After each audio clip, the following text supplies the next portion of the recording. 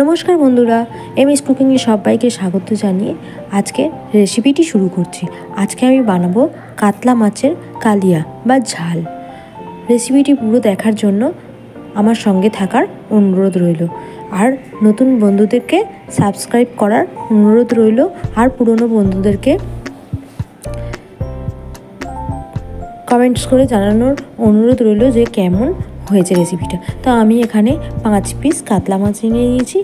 আর এখানে আমি নুন, হলুদ আর লঙ্কার গুঁড়ো দিয়ে ভালো করে মাছটাকে মাখিয়ে আমি রেখে দেব।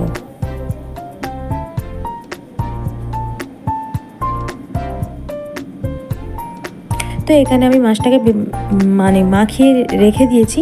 তারপর আমি কড়াই নেব, তার মধ্যে সরিষার তেল নেব আর নিয়ে আমি মাছ কটাকে ভেজে নেব।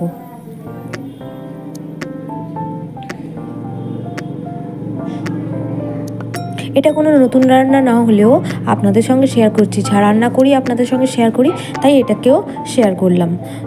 তো আমি মাছগুলোকে ভালো করে ভেজে নেব।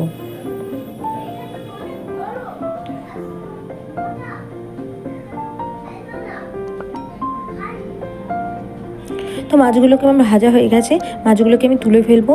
তারপরে আমি এখানে পেঁয়াজ কুচিয়ে রেখেছিলাম, পেঁয়াজগুলোকে দিয়ে দেবো। আর রেখেছিলাম একটা টমেটো কুচি করে, সেটাকেও দিয়ে দেবো। এটা নুন দিয়ে দেবো, দিয়ে ভালো করে ভেজে নেব। এটা তেমন কোনো মশলা দিয়ে বানাইনি, এটা খুবই কম মশলা দিয়ে বানানো হয়েছে।